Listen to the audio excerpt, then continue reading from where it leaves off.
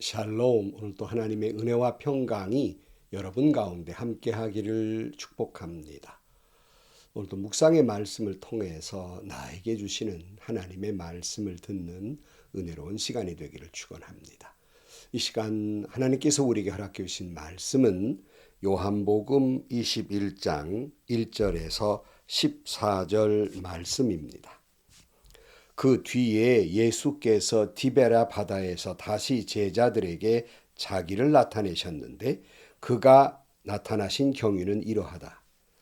시몬 베드로와 쌍둥이라고 불리는 도마와 갈릴리 가나 사람 나다나엘과 세베대의 아들들과 제자들 가운데서 다른 두 사람이 한자리에 있었다.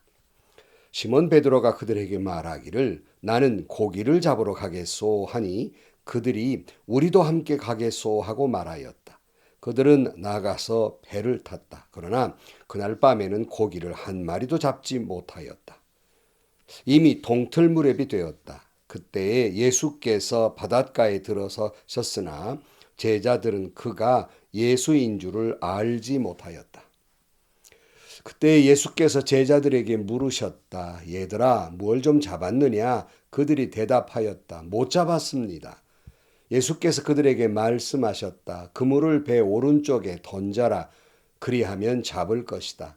제자들이 그물을 던지니 고기가 너무 많이 걸려서 그물을 끌어올릴 수가 없었다. 예수께서 사랑하시는 제자가 베드로에게 저분은 주님이시다 하고 말하였다. 시몬 베드로는 주님이시라는 말을 듣고서 벗었던 몸에다가 겉옷을 두르고 바다로 뛰어내렸다. 그러나 나머지 제자들은 작은 배를 탄 채로 고기가 든 그물을 끌면서 해안으로 나왔다. 그들은 육지에서 백자 남짓 밖에 떨어지지 않은 곳에 들어가서 고기를 잡고 있었던 것이다. 그들이 땅에 올라와서 보니 숯불을 피워 놓았는데 그 위에 생선이 놓여 있고 빵도 있었다. 예수께서 제자들에게 말씀하셨다. 너희가 지금 잡은 생선을 조금 가져오너라. 베드로가 배에 올라가서 그물을 땅으로 끌어내렸다. 그물 안에는 큰 고기가 153마리나 들어 있었다. 고기가 그렇게 많았으나 그물이 찢어지지 않았다. 예수께서 그들에게 말씀하셨다. 와서 아침을 먹어라. 제자들 가운데에서 아무도 감히 선생님은 누구십니까 하고 묻는 사람이 없었다. 그가 주님이신 것을 알았기 때문이다. 예수께서 가까이 오셔서 빵을 집어서 그들에게 주시고 이와 같이 생선도 주셨다. 예수께서 죽은 사람들 가운데 살아나신 뒤에 제자들에게 자기를 나타내신 것은 이번이 세 번째였다. 아멘. 우리가 어제 살펴본 말씀 20장 말씀의 말미를 보면 요한복음은 거기에서 끝나야 올 것 같은 그런 내용이었어요. 그 마지막 절이 뭐였죠? 20장 30절 말씀에 보면 예수께서는 제자들 앞에서 이 책에 기록하지 않은 다른 표징도 많이 행하였다. 그런데 여기에 있는 것이나마 기록한 목적은 여러분으로 하여금 예수가 그리스도요 하나님의 아들이심을 믿게 하고 또 그렇게 믿어서 그의 이름으로 생명을 얻게 하려는 것이다. 목적을 다 끝냈어요. 그래서 마치 끝나는 듯한, 그러니까 예수님이 다른 표현도 많이 했지만은 그 중에 몇 가지 이 정도만이라도 기록한 목적은 이 말씀을 읽는 사람들이 예수가 그리스도요 하나님의 아들이시라는 것을 믿게 하고 또 그렇게 믿어서 예수의 이름으로 생명을 얻게 하려는 목적을 가지고 있다. 이렇게 마지막 종지부를 찍는 듯 해요. 문장으로 봐서 거기가 끝나는 것이 옳은 듯 보입니다. 그러나 오늘 본문은 그 후에라고 말씀하시면서 한 장, 21장이 더 붙여져 있습니다. 마치 부록처럼 말씀을 이어가고 있습니다. 끝난 것 같은데 끝나지 않고 더 한 장을 기록한 것은 아마 더 중요한 말씀이 아닐까 싶기도 합니다. 그래서 그 뒤에라는 말씀으로 이어가는 말씀의 내용은 21장 1절 말씀. 그 뒤에 예수께서 디베라 바다에서 다시 제자들에게 자기를 나타내셨는데 그가 나타나신 경위는 이러하다고 말씀하면서 예수님께서 디베라 바닷가에 제자들에게 나타나신 경위를 말씀하고 있습니다. 2절이에요. 시몬 베드로와 쌍둥이라고 불리는 도마와 갈릴리 가나 사람 나다나엘과 세베대의 아들들과 제자들 가운데에서 다른 두 사람이 한 자리에 있었다라고 말씀을 하고 있습니다. 총 내용으로 보아서 예수님이 만났던 디베라 바닷가의 제자들은 7명인 것 같습니다. 베드로, 도마, 나다나엘, 세베대의 아들, 두 아들, 그리고 다른 두 제자 해서 7명에게 나타났는데 흥미로운 것은 이 7명의 제자들이 이름이 다 거론되지 아니하고 베드로와 도마와 나다나엘만 그 이름을 직접 언급하고 있다는 것입니다. 베드로, 도마, 나다나엘. 왜 그랬을까? 좀 살펴보면 베드로는 어떤 인물입니까? 당연히 이름이 맨 먼저 나오는 인물이었고 그리고 주는 그리스도시요 살아계신 하나님의 아들이라고 고백한 인물이었지만 예수님 십자가에 달리실 때에 3번씩 예수를 부인했던 인물입니다. 다구는 소리를 듣고 나가 통곡하며 회개했던 인물이에요. 도마는 또 어떤 인물입니까? 의심 많은 도마 지난번에 살펴보았죠. 예수님 그 옆구리에 내가 손가락을 넣어보기 전에는 내가 믿지 못하겠다고 했던 이 끔찍한 도마. 그러나 그 후에 부활의 주님을 만난 다음에 그의 고백은 뭐라고 그랬어요? 나의 주, 나의 하나님이라고 고백했어요. 그럼 나다나엘의 인물은 누구일까? 이 나다나엘은 여러분 아시는 대로 빌립이 예수를 만난 다음에 나다나엘에 가서 내가 메시아를 만났다. 그 요셉의 아들 나사렛 예수다 이렇게 말할 때 그저 냉소적으로 나사렛에서 무슨 선한 것이 그런 시골떼기에서 무슨 선한 것이 낫겠느냐라고 비웃었어요. 냉소적이었어요. 그러나 예수님이 이런 나다나엘을 보고 뭐라고 평가하셨죠? 이 사람이야말로 참으로 이스라엘 사람이다. 그에게는 거짓이 없다. 이렇게 평가했던 인물입니다. 시련과 의심 그리고 냉소적인 생각을 가졌던 인물이었지만 한결같이 그들이 이 모든 것을 극복하고 더욱더 믿음을 굳건히 세워갔던 인물들입니다. 요한복음을 기록한 요한은 바로 이 요한복음의 중요한 인물, 바로 이 베드로와 그리고 도마와 나다나엘을 언급하고 있습니다. 다른 데서 보통 뭐라고 그래요? 베드로와 요한과 야고보 그랬잖아요. 이 요한과 야고보는 그저 세베대의 아들로 그냥 딱 줄이고 이름을 직접 거명하지 않았습니다. 대단히 중요한 인물로 평가하고 있었던 것 같습니다. 3절입니다. 시몬 베드로가 그에게 말하기를 나는 고기를 잡으러 가겠소 하니 그들이 우리도 함께 가겠소 하고 말하였다. 그들은 나가서 배를 탔다. 그러나 그날 밤에는 고기를 한 마리도 잡지 못하였다. 베드로가 고기 잡으러 가겠다니까 다른 제자도 우리도 갑니다 하고 쫓아갑니다. 과거에는 주님의 부름을 듣고 모든 것을 버려두고 주님을 따랐지만 그러나 그들이 주님과 함께 했던 꾸었던 꿈들은 그저 일장춘몽이라고 하는 말이 있듯이 물거품이 되어버리고 말았어요. 다 옛사람으로 돌아가 버리고 맙니다. 이번에는 과거에는 모든 것을 버려두고 주님을 따랐는데 이번에는 주님을 버려두고 과거의 삶으로 돌아가 버리고 맙니다. 그날 밤에 고기 한 마리도 잡지 못했어요. 주님 뭐라고 그랬어요? 너희들이 나를 떠나고는 아무것도 할 수 없다 그랬잖아요. 예수 없는 인생은 빈 그물일 수밖에 없는 겁니다. 4절입니다. 이미 동틀 무렵이 되었다. 그때에 예수께서 바닷가에 들어서셨으나 제자들은 그가 예수인 줄을 알지 못하였다. 참 특이한 것은 부활의 주님을 만났던 사람들마다 그가 예수인 줄을 처음에는 알아보지 못해요. 나중에는 알아보지만 처음은 예수를 알아보지 못합니다. 마리아도 예수님을 동산지기인 줄로 알았잖아요. 엠마오로 가던 두 제자도 주님이 곁에 동행하고 있음에도 예수인 줄을 몰랐습니다. 오늘 디베라 바닷가의 제자들도 예수님이 곁에 있었는데도 주님 것을 알 수 없었어요. 얼마나 그들이 절망의 깊은 수렁 속에 슬픔 속에 있었는지를 알 수 있고 아직도 영적인 어두움, 날이 밝질 않았어요. 영적인 어두움 속에 있었는지를 알 수 있습니다. 5절입니다. 그때에 예수께서 제자들에게 물으셨다. 얘들아, 뭘 좀 잡았느냐? 그들이 대답하였다. 못 잡았습니다. 예수께서 그들에게 말씀하셨다. 그물을 배 오른쪽에 던져라. 그리하면 잡을 것이다. 제자들은 그물을 던지니 고기가 너무 많이 걸려서 그물을 끌어올릴 수가 없었다. 그랬어요. 뭘 잡았느냐 물으니까 빈 그물이잖아요. 아무것도 잡지 못했습니다. 이번에는 오른쪽으로 그물을 던져봐라. 던졌더니 너무 많이 잡혀서 그물을 끌어올릴 수 없을 지경이 됐습니다.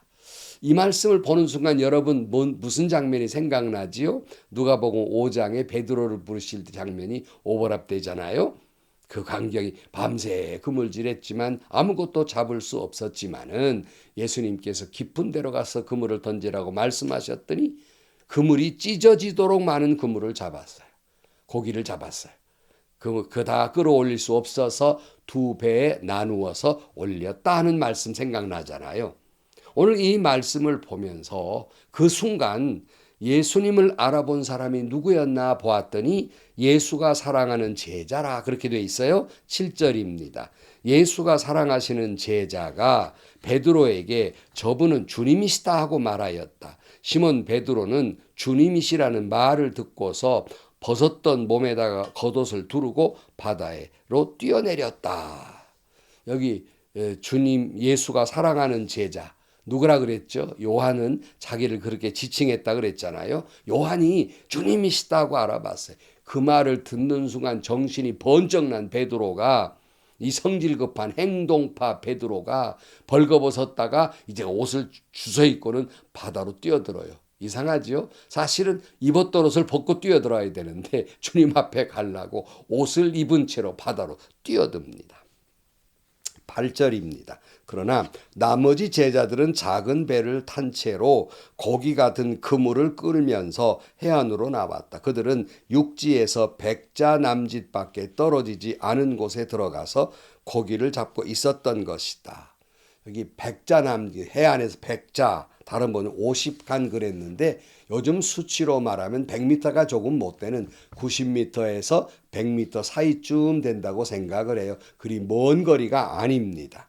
이때 다른 제자들은 그래서 작은 배의 그물을 끌고 오면서 이제 해안에 도착을 하게 됩니다. 그랬더니 9절 그들이 땅에 올라와서 보니 숯불을 피워 놓았는데 그 위에 생선이 놓여 있고 빵도 있었다.